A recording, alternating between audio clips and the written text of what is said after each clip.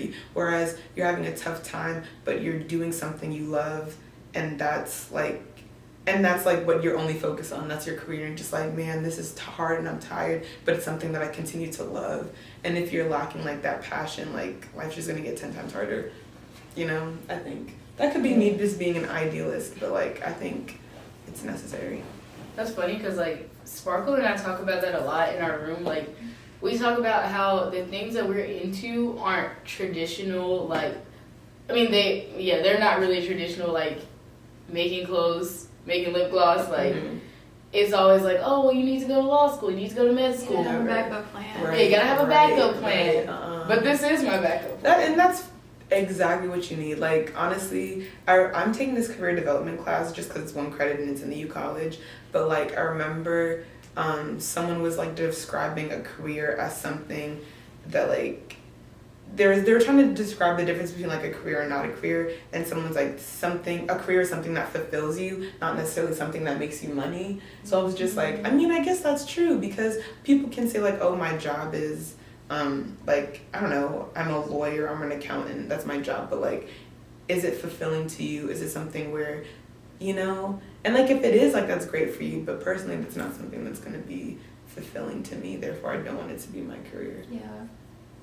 I was talking to Madison about how like you were saying like sometimes when your passion starts to get like hard, you keep pushing because you love it so much. So a lot of times people think that your passion, you're supposed to feel bubbly about it every single Never. day. Ooh, there's levels to this shit. There's no way. There's no way. Because, like, I don't really know exactly, like, what I'm trying to go into now, but I know that forever I've always been a writer, and I've always been someone who's just very, like, can express myself the best through written communication instead of verbal. So I've written, like, papers since forever. I've written, like, poetry, short stories, like just a lot of different things. And I just see writing always being something that I come back to, whether it's writing for a business, whether it's writing for like creatively for myself. I just always feel like I'm always going to come back to writing.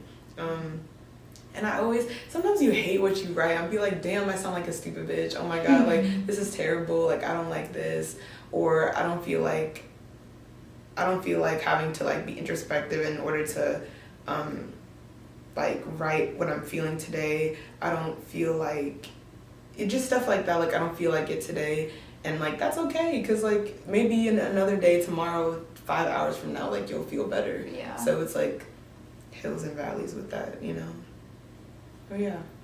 How would you describe your growth from freshman year to now? Oh my God. Oh my, first of all, I have no hair. So I'm a completely different person from when I was a freshman, just because like being a freshman, I don't even know how to describe like the way that I grew so much in high school and then fully retracted back freshman year. Like I felt like I grew a lot in high school and senior year, even though I was still a child. I was like, got to a point where I was not caring about anyone's opinions or anything, because I knew that I was better than all these, not better, but like in high school, in my specific high school, I really didn't like the large majority of people because they were very like problematic and white and just ignorant. And I feel like that was pretty representative of the entire state of Delaware. Not to give shade to them, but like I just feel like you only hit a certain level of like awareness and a certain level of intelligence outside of just academics before you're just like, yeah, I'm done for it. And I just didn't like that that's everywhere. Like everyone I met was so small-minded and everything. Like there's a small number of people where I'm just like, you reflect the same ambitions and goals that I have, and it's like sad. So I was like, man, I'm above all y'all, goodbye. So when I came to WashU, I was just, I don't know, like I just retracted back because they were seeing a lot more people that were way more open-minded, way more smarter than I was.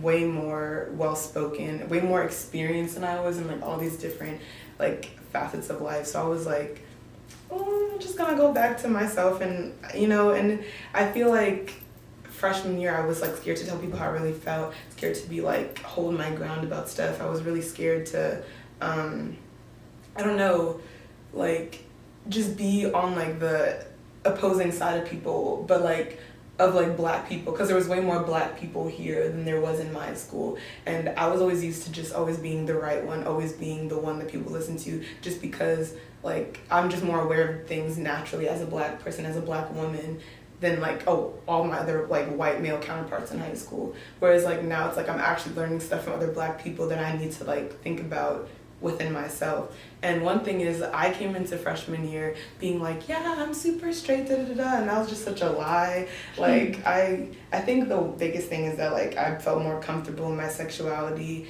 and myself in order to share that with other people. So it's been like a process, a long, hard process. But yeah, I think that like freshman year me was just really scared to like be myself unapologetically, but I'm growing to be more and more comfortable with being myself in all the different ways that I am.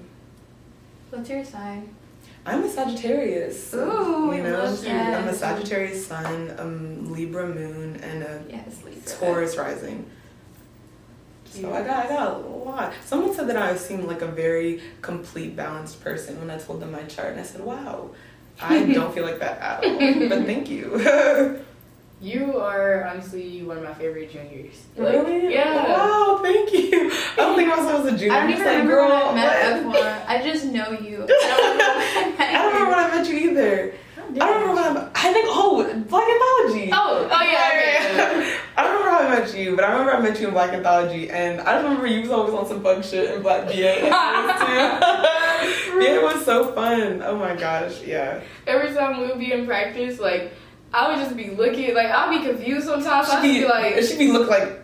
And I'd be crying in the like, corner. Nobody else would see me but Efua. Yeah. Or I'd just, like, go out to the corner and, like, do something. And then she'd be like, Madison, what are you doing? I'd be like...